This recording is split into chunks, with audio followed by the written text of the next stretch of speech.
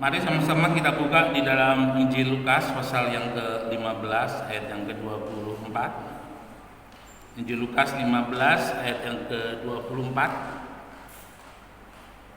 Saya bacakan di dalam terjemahan firman Allah yang hidup, ya. Jadi ada terjemahan lama, terjemahan baru, terjemahan masa kini. Saya bacakan di dalam terjemahan firman Allah yang hidup. Lukas 15 ayat 24.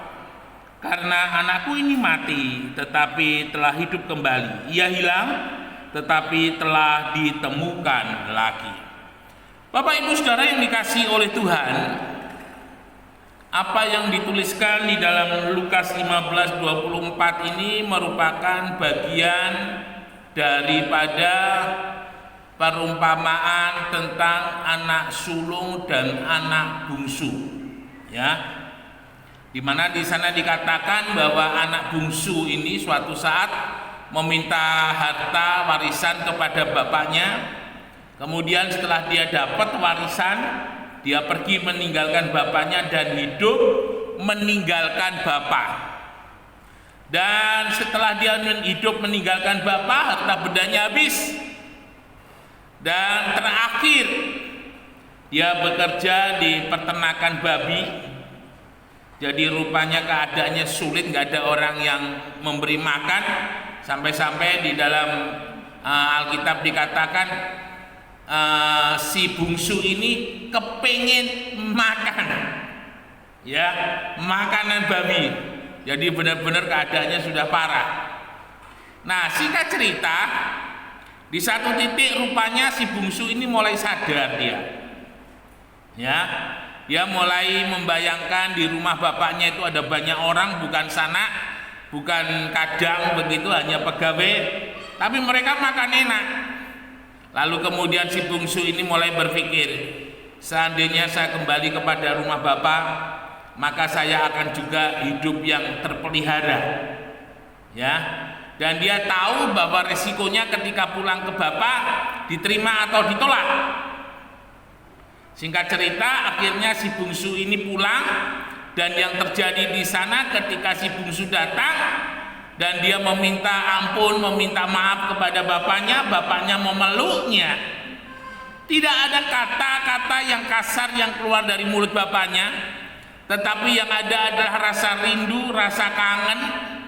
Dan akhirnya bapak ini mengatakan, tanggalkan jubahnya yang lama dan kenakan jubahnya yang baru, dan mari kita mengadakan pesta, karena anakku yang pergi telah kembali, yang mati telah hidup kembali. Saudara yang dikasihi oleh Tuhan, urusan hidup menghidupkan dari yang mati, tidak ada yang bisa melakukannya. Ketika Tuhan Yesus pergi ke rumah daripada Sakeus, Lazarus, ketika Lazarus diberitahu bahwa dia sakit, karena Lazarus ini keluarga Marta dan Maria, justru Yesus tidak segera ke sana di Betania, tetapi justru Yesus menunggu sampai Yesus bukannya tidak tahu, tetapi Yesus sangat tahu. Justru yang hendak Yesus lakukan adalah menunggu sampai Lazarus mati, ya. Dan yang luar biasa, Yesus datang tidak 1 atau 2 hari setelah Lazarus mati, tapi 4 hari. Jadi benar-benar sudah mati. Dan ketika Yesus datang di sana, orang melihat Yesus hanya sebagai penyembuh. Karena sudah biasa orang melihat Yesus mengadakan mukjizat, orang lumpuh berjalan, buta melihat, tuli mendengar, dan sebagainya.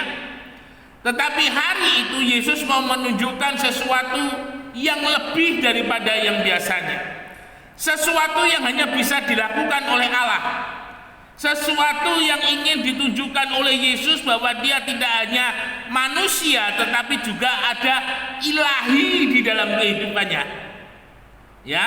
Jadi Yesus itu adalah manusia 100%, tetapi dia juga Allah 100%. Harus diingat, ketika Yesus ada di dalam dunia, bukan surga itu kosong, karena hakikat daripada Allah itu berada di mana-mana. Dia tidak bisa dibatasi ruang, tidak bisa dibatasi waktu, tidak bisa dibatasi oleh apapun juga yang ada di dunia ini. Allah bisa hari itu menjadi Yesus, tetapi di tempat yang lain Allah bisa berbicara dengan bentuk yang lain, dengan wujud yang lain. Ya, jadi artinya bahwa keilahian Yesus di dalam kehidupannya, di dalam tubuh manusianya itu adalah sesuatu yang memang Allah tujukan, karena menjadi manusia itu adalah menjadi bahasanya Allah kepada manusia. Karena kalau Allah datang sebagai Allah, maka kekudusannya itu akan menghancurkan manusia. Manusia tidak bisa tahan. Sehingga ketika hendak menghampiri manusia, Allah menyatakan dirinya dengan bahasa manusia, dengan wujud manusia, supaya bisa bersentuhan dengan manusia. Dan hari itu yang tidak bisa dilakukan oleh manusia dilakukan oleh Yesus. Ya, Lazarus yang sudah mati 4 hari, Yesus datang dan Yesus membangkitkan di dalam kehidupannya. Bapak Ibu Saudara yang dikasihi oleh Tuhan, ketika kita mengingat kembali peristiwa salib, tidak ada kebangkitan tanpa kematian. Jadi kebangkitan itu harus terlebih dahulu mengalami kematian. Dan Yesus ketika disalib, mulai dari malam di Taman Getsemani, Yesus ditangkap. Yesus mengalami aniaya yang luar biasa sekali. Kalau boleh saya katakan, penderitaannya Yesus itu di batas limit kemampuan manusia untuk menderita. Ya, jadi kalau boleh saya katakan, darah yang menetes yang keluar dari tubuh Yesus itu, ketika Yesus mengatakan tetelestai, sudah selesai, sudah genap, itu artinya yang dilakukan oleh Yesus itu mencurahkan sampai tetes darah penghabisan.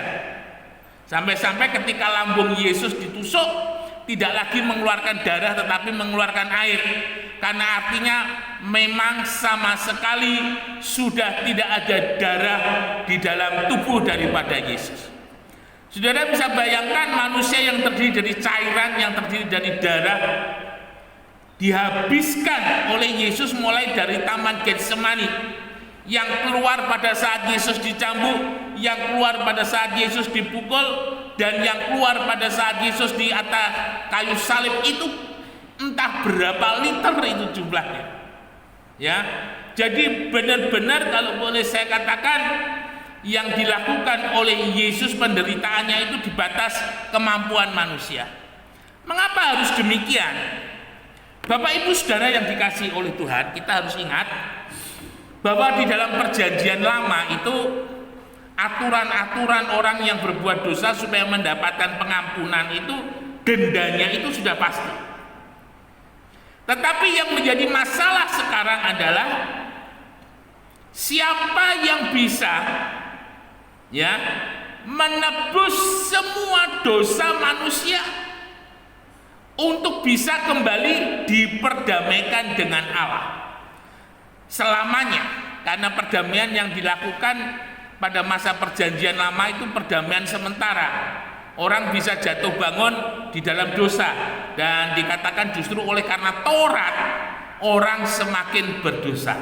Ya. Nah, saudara yang dikasihi oleh Tuhan, maka dengan master plan-nya Allah tentang keselamatan yang tidak diketahui oleh siapapun, ide Yesus yang harus mati di salib, ide Yesus yang harus dikubur, ide Yesus yang harus bangkit, itu semua ada di dalam Allah. Dan nabi-nabi itu hanya menubuatkan. Jadi kematian Yesus itu tidak bisa ditombak, tidak bisa dipenggal, tidak bisa dibunuh dengan cara apapun, tetapi kematiannya harus dengan cara disalib.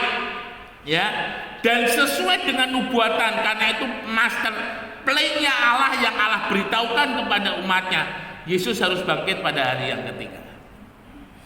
Bapak Ibu Saudara sekalian yang dikasihi oleh Tuhan, kematian Yesus itu adalah menggantikan kutuk kita. Ya, kematian Yesus adalah menanggung dosa kita.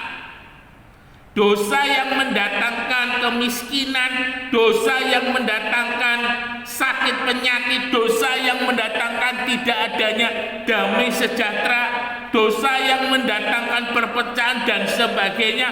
Semuanya itu ditanggung oleh Yesus di atas kayu salib.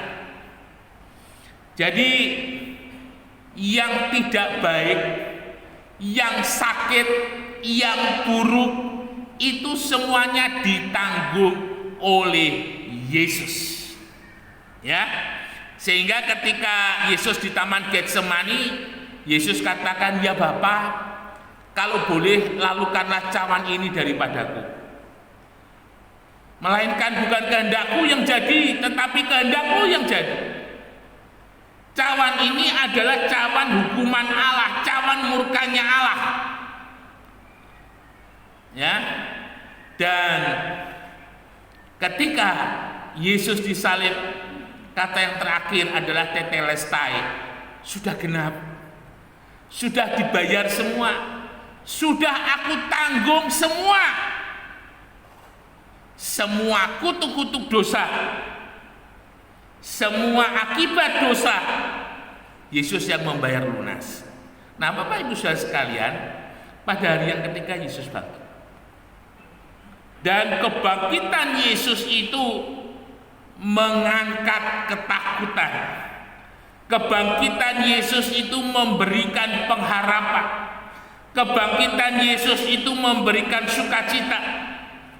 Tidak hanya hari itu, tidak hanya waktu itu, tetapi sampai selama-lamanya. Ya. Nah, dalam perumpamaan anak sulung dan anak bungsu, Yesaya 59 ayat 1 dan 2, tangan Allah tidak kurang panjang untuk menolong, telinga Allah tidak kurang tajam untuk mendengar, tetapi yang menjadi pemisah, sehingga tangan Allah tidak terulur untuk menolong, telinga Allah tidak mendengar setiap doa permohonan kita, adalah dosa-dosa kita. Artinya, ketika kita meninggalkan Bapa, ketika kita di luar persekutuan dengan Bapa, posisi kita sebenarnya seperti anak bungsu. Di dalam anak bungsu ini, mengapa dia gagal? Mengapa dia menghambur-hamburkan harta bendanya? Mengapa dia berfoya-foya hidup di dalam dosa? Karena dia jauh dari Bapa. Ya. Karena dia jauh dari Bapa, dia jauh dari firman Allah, dia jauh dari tuntunan firman Allah yang sebagai suluh, sebagai pelita di dalam kehidupan. Anak bungsu ini tidak mendapatkan itu semuanya. Sehingga yang terjadi ketika dia jauh dari Bapa, jauh dari firman Allah, jauh dari janji Allah, dia hidup di batas limit kontrol, tidak ada yang kontrol lagi. Dia mau buat apa, tidak masalah. Orang ketika jauh dari Tuhan, ketika dia berdosa, dia tidak merasa bersalah. Ketika dia menyakiti hatinya orang, dia tenang-tenang aja. Ya, ketika dia melanggar firman Allah, oh no problem. Itu orang yang hatinya jauh dari Allah, jauh dari Bapa. Tetapi beda dengan orang yang hidupnya dekat dengan Bapa. Sekecil apapun ketika dia mengatakan sesuatu yang menyakiti orang lain dan dia sadar, aduh, getonnya itu minta ampun, saudara. Ya, kenapa saya harus berkata-kata demikian? Kenapa saya harus berbuat demikian? Ketika mungkin suatu saat dia melihat orang yang tidak mampu, sementara Tuhan memberkati dalam hidupnya dan dia tidak berbuat sebuah kebaikan kepada orang itu, rasa hati itu, aduh kasihan ya, kenapa tadi aku tidak membantu, kenapa aku tidak tergerak untuk menolong, ya. Itu ketika dekat dengan Bapa. Tetapi ketika orang jauh daripada Bapa, dia jauh dari kasih, dia jauh dari empati, dia jauh dari perhatian. Dan ingat saudara-saudara, ketika orang yang jauh dari Bapa, yang ditabur itu tidak ada kebaikan sama sekali. Si bungsu itu ketika dia jauh dari Bapa, taburan hidupnya itu adalah taburan dosa, taburan yang melanggar firman Allah. Dan ingat baik-baik, pada waktunya nanti akan terjadi penuaian. Ya, kadang orang tidak berpikir dia nabur, tetapi dia tidak berpikir bahwa dia nanti juga akan menuai. Dan ini yang harus menjadi perhatian di dalam kehidupan kita. Tetapi syukur kepada Tuhan. Si bungsu ini akhirnya sadar bahwa ketika dia jauh dari Bapa, dia nabur keburukan, dia nabur kejahatan, dia nabur hidup yang tidak memperkenankan hati Tuhan. Tuaiannya adalah kegagalan. Tuaiannya adalah ketidakberhasilan. Tuaiannya adalah masa depan yang tidak ada harapan. Itu yang dialami oleh si bungsu. Tetapi ketika dia kembali kepada Bapa, secercah harapan itu mulai muncul di dalam kehidupannya.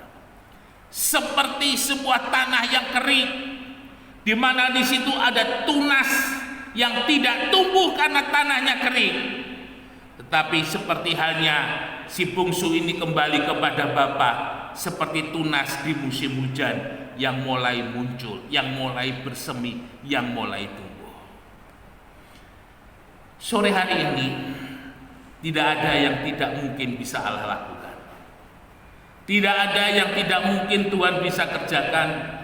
Tidak ada yang tidak mungkin yang Tuhan bisa perbuat. Sekalipun hari ini, sore ini, mungkin kita sedang mengalami kematian. Kematian ekonomi, kematian masa depan, kematian tidak adanya pengharapan. Karena begitu banyak masalah, begitu banyak persoalan. Tetapi ingat baik-baik, Yesus itu adalah kehidupan.